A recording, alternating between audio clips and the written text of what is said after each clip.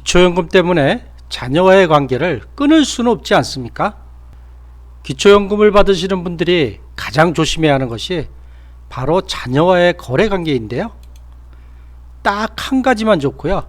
나머지는 모두 다 기초연금을 받는데 불리하거나 또는 탈락하게 된다. 그 좋은 한 가지는 바로 자녀로부터 받는 용돈입니다. 자녀로부터 받는 용돈은 매달 정기적으로 받아도요, 소득으로 계산되지 않습니다. 그러니 자녀가 용돈을 주면 절대로 거절하지 마시고요, 고맙게 잘 받아서 잘 쓰시면 되겠습니다. 네, 시작하면서 먼저 자녀와의 좋은 거래 관계를 말씀드렸는데요. 이제부터는 기초연금에 불리하거나 탈락하는 자녀와의 거래 관계 7가지에 대해서 말씀드리도록 하겠습니다. 네, 첫 번째로는 탈락 위험이 큰 자동차 공동명의입니다. 네, 자녀가 자동차 공동명의 해달라고 부모한테 요청하는 이유가 있죠. 이 이유가 뭐냐면 자녀의 자동차 보험료 경감을 목적으로 하는 겁니다. 만약에 자녀가 초보 운전이고 부모님이 무사고 운전이면 자녀 초보 운전 처음 차 샀을 때 보험료가 엄청 많이 나오죠. 네, 그런데 무사고 운전 경력에 부모와 공동명의로 차를 사고 부모를 주 운전자로 하여서 보험을 가입하며 보험료 경감이 되고 있습니다. 그래서 자녀가 부모님한테 공동명의 해주십시오 하고 요청을 하는 것인데요. 네, 그런데 문제는 만약에 이 차가 고급 자동차이시면은 부모님은 기초연금에서 무조건 탈락합니다.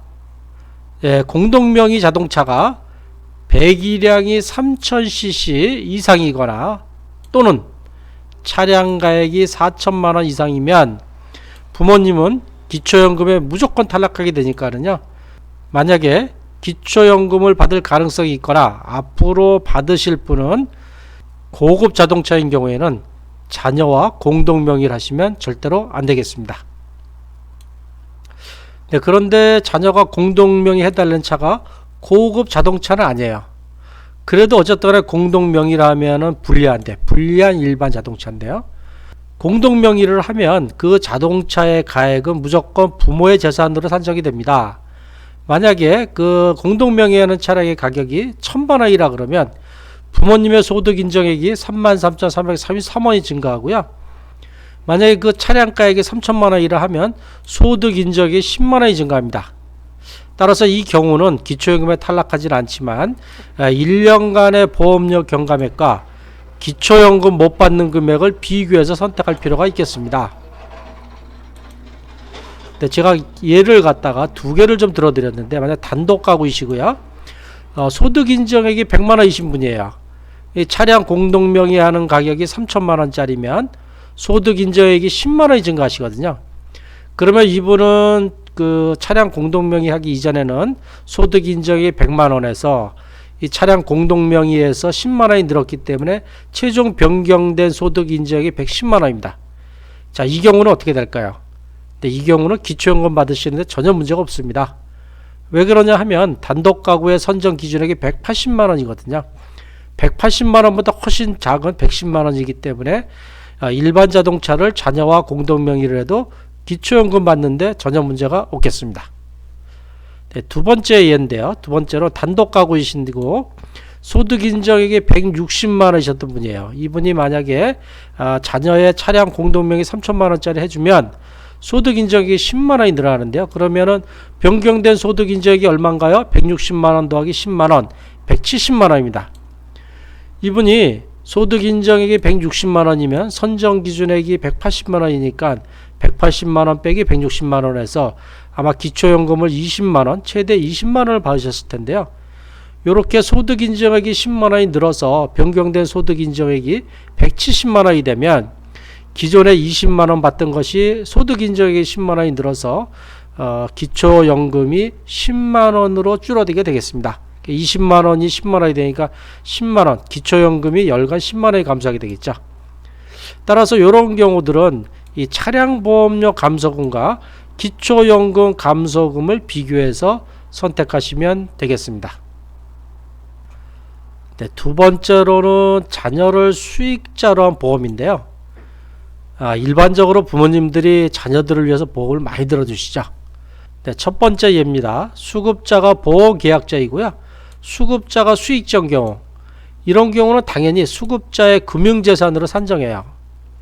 이때 이 금융재산 산정액은 얼마를 하냐면 보험금액 낸 금액이 아니고 해약했다고 가정했을 때 해약 환급금을 금융재산으로 계산하고 있습니다. 자, 두 번째 예인데요. 수급자가 보험계약자예요. 자, 부모님이 보험계약을 해서 보험료를 내세요. 근데 자녀가 수익자예요. 만약에 어떠한 상황에서 이 보험료를 타는 사람은 자녀예요. 그리고 일반적으로 생각해보면 돈은 내가 냈지만 이 보험을 타는 수익자가 자녀면 나하고 상관없지 않냐, 나의 자산이 아니지 않냐, 이렇게 생각할 수도 있지만 이런 경우에는 수급자의 금융재산으로 산정하고 있습니다. 이렇게 알고 계신고요. 네, 세 번째인데요. 그러면 내가 보험계약자고 자녀가 수익자라 내 재산으로 산정하면, 그러면 내가 보험계약자였던 걸 갖다가 바꾸지 뭐. 자, 자녀를 보험계약자로 바꿔요. 자녀가 보험계약자고 자녀가 수익자예요. 이렇게 되면은 이때 인전 그 바꿀 때의 해약 환급금이 만약 1억 원이다. 이렇게 되면 이 1억 원이 나한테 다 없어지는 게 아니고요. 이 1억 원을 수급자의 증여재산으로 산정해서 계산하게 되겠습니다. 이렇게 증여재산으로 산정을 하면 약 1년에 2,500만 원에서 3,000만 원씩만 감액이 된다. 이렇게 보시면 되겠습니다. 네, 세 번째로는 불리한 자녀 사업자의 부모님의 명의를 대한 경우에요. 실제로는 자녀가 운영하는 사업이에요. 뭐 자녀가 편의점을 한다든지 무슨 사업을 하는데 어떠한 이유든지 자녀가 본인 명의로 하기가 좀 어려운 상황이에요. 그래서 부모님한테, 부모님 제가 이 사업을 하는데요, 아버지 이름으로 할게요. 그 대표자가 아버님이에요. 이런 경우에 그래 해라, 뭐 나하고 무슨 상관이 있냐, 아들을 위해서 내가 못 해주겠냐, 이럴 수도 있지만 이때 이 사업장에서 발생하는 사업소득은 대표자가 누굽니까? 부모님 아닙니까? 따라서 이때 사업장소도 모두 부모님 명의로 계산하니까 좀 불리합니다. 만약에 사업이 잘 돼서 월 사업소득이 100만 원씩 나왔어요. 그러면 부모님의 소득 인정액은 100만 원씩 증가한다. 이렇게 사업소득이 많으면 기초연금 받기가 암만 해도 좀 어려워지시겠죠. 네, 네 번째 예인데, 네 번째는 자녀에게 현금을 빌리는 경우에요. 일반적으로 은행이나 이런 금융기관에서 빌리면 그 부채로 인정이 돼서 내 자산에서 차감이 되는데요. 이 자녀에게 현금을 빌리는 경우는 차용증을 쓰면 되지 않냐, 또는 공증인이 작성한 공정조사를 하면 되지 않겠냐 하지만, 이렇게 차용증을 쓰거나 공증인이 작성한 공정조사를 제출해도 부채로 인정을 받지를 못합니다. 근데 인정받는 경우가 있긴 있어요. 어떤 경우가 있냐면 법원의 판결문 또는 화해 조정조사에 의한 채무이행 대상인 대출금액을 확인한 경우, 요 경우에만 대출금액을 인정을 해주고, 다른 경우에는 어떠한 경우든지 부채로 인정을 안 해준다 하니까, 뭐 가능한 한 자녀로부터 돈을 빌리지 말고, 뭐 특별한 경우가 아니면 일반 은행권에서 빌리는 것이 부채로 인정받아서 소득 인정액을 더 작게 계산을 받을 수가 있겠습니다. 네, 다섯 번째로는요, 시가 표준액 6억 원. 시가 표준액이라는 것은 공시지가입니다. 공시지가 6억 원 이상의 자녀가 소유한 집에 주거하는 경우, 주소지가 있는 경우, 이런 경우인데요. 뭐냐면 이제 본인 또는 그 배우자라는 거 이제 부모님이겠죠. 배우자의 주민등록지의 주소지 주택이 자녀 명의의 공시지가 6억 원 이상의 주택이에요. 무슨 얘기냐면 남편이나 부인 뭐 두 분 다 있을 수도 있고 한 분만 있을 수도 있는데, 그분이 주소지가 자녀의 주택이고 그 주택의 공시지가가 6억 원 이상인 경우는 그냥 공짜로 사니까는 뭐 괜찮겠지, 이게 아니고요. 이때의 경우는 무료 임차 소득이라 그래서 소득을 추가합니다.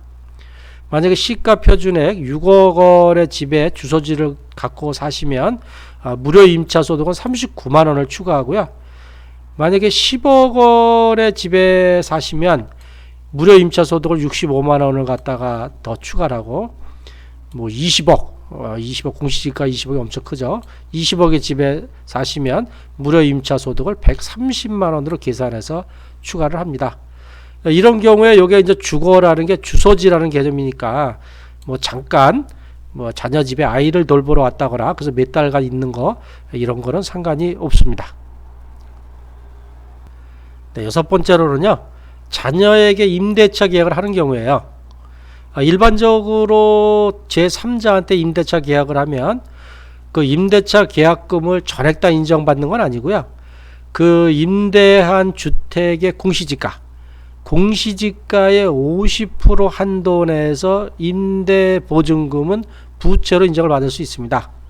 네, 그런데요, 자녀 또는 배우자, 뭐 형제자매나 배우자도 마찬가지인데요.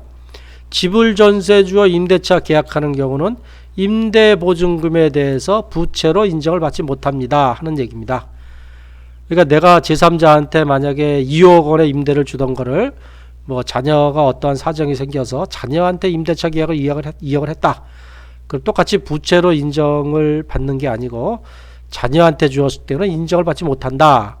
이게 어떤 영향을 주냐 하면, 만약에 임대보증금 1억 원을 부채로 인정을 받으면 내 소득 인정액이 33만 3,333원이 감소할 수 있어요. 그리고 임대보증금 2억을 부채로 인정받으면 소득 인정액이 66만 6,666원이 감소할 수 있거든요. 이 30만 원이 큰 돈 아닙니까? 단독가구 2023년 그 기초연금액이 32만 1,950원이거든요. 이거보다 더 크죠? 그 다음에 이 2억 원 소득 인정액 66만 6천 원이면 부부가구가 받는 것보다 더 큽니다. 따라서 뭐 특별한 사유가 아니면 굳이 자녀에게 임대차 계약을 할 필요는 없다. 이렇게 생각하시면 되겠습니다. 네, 마지막 7번째로는요.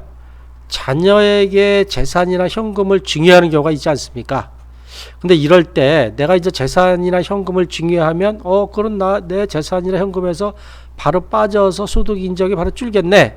그렇지 않다는 거고요. 바로 재산이나 금융재산은 차감되지 않고요. 본인 소비분이나 또는 자연적 소비금액을 차감한 나머지 금액은 계속 재산으로 계산한다 이렇게 보면 되는데, 여기서 이제 본인 소비분이란 뭐냐면 본인 및 배우자의 의료비나 장례비나 혼례비 또는 노인장기 요양 이용 금액이나 교육비, 위자료, 양육비 등 같은 경우는 바로 그 증여 금액에서 빼고 나머지 계산한다는 거고요. 만약 이거는 다 반영을 받았는데 또 이제 자연적 소비 금액이라고 있어요. 2022년 기준인데 해마다 조금씩 늘고 있습니다. 단독 가구는 자연적 소비 금액을 2022년도에 209만 7,351원으로 계산하고요. 부부 가구인 경우는 256만 540원을 계산합니다. 그래서 만약에 1억 원을 갖다 자녀한테 증여를 했다. 그러면 단독 가구는 1억 원이 0원이 되는 순간은 약 48개월, 4년 정도 걸려야 되고요. 부부 가구는 약 3년 3개월이 걸리면 전액 제로가 되겠습니다. 따라서 1억 원이 한 번에 없어지는 것이 아니고 이 본인 소비분을 먼저 빼고 나머지는 이 자연적 소비 금액으로 한 달에 약 200만 원에서 250만 원씩 줄어들어서 계산이 된다. 이렇게 보시면 되겠습니다. 네, 지금까지 제가 7가지를 설명드렸는데 다 기억이 나시나요? 제가 간단하게 마무리 요약 정리를 좀 해드리도록 하겠습니다. 차량 공동명의를 하는 경우는 고급 자동차는 탈락이니 기초연금을 받으실 분은 절대로 하면 안 되고요. 자, 일반 자동차 공동명의라도 좀 불리하다. 이때는 보험료 경감 금액과 기초연금 줄어드는 금액을 좀 계산하셔야 된다는 얘기고요. 또 자녀를 수익자로 한 보험도 나의 금융재산으로 계산이 된다. 증여를 하면 증여재산으로 계산된다는 거고요. 자녀에게 사업장 명의를 대여하면 그 사업장에서 나오는 소득은 나의 소득 인정액으로 계산이 되니까 많이 불리하다. 그리고 자녀한테 현금을 빌리는 경우는 부채로 인정받지 못하니 가능한 한 금융권에서 빌리는 게 좋습니다 하는 얘기고요. 네, 5번째는 시가 표준에 6억 이상 자녀 집에 거주하면 무료 임차 소득으로 계산되니까 불리하다 하는 얘기고, 자녀와 임대차 계약하는 경우에는 부채로 인정받지 못하기 때문에 금액이 크면 클수록 많이 불리하고요. 또 자녀에게 재산이나 현금을 증여하면 바로 없어지는 게 아니고 본인 소비분이나 또는 자연적 소비 금액 1년에 약 2,500에서 3,000만 원씩 재산이 감소한다고 보시면 되겠습니다. 네, 지금까지 말씀드린 내용은요, 본인의 소득 인정의 금액에 따라서 기초연금을 받는데 영향이 있는 분도 있고요, 또 영향이 하나도 없는 분도 있어요. 그러니 무조건 뭐 자녀와의 거래 관계가 무조건 다 나쁜 건 아니에요. 그래서 이 소득 인정액을 사전에 좀 계산을 해 보시고요, 이것이 나의 기초연금을 받는데 어떤 영향이 있는지 한번 검토를 해 본 다음에 자녀와의 거래 시 참조하시면 좋겠습니다. 네, 지금까지 고향과 일산 파주 지역의 방문요양 전문 업체인 아들딸 방문요양의 대표 배종일이었습니다. 이 동영상이 도움이 되신다면 좋아요, 구독, 알림 설정을 부탁드리고요. 문의사항이 있으시면 댓글로 올려주시면 되겠습니다. 항상 건강하고 행복하십시오. 감사합니다.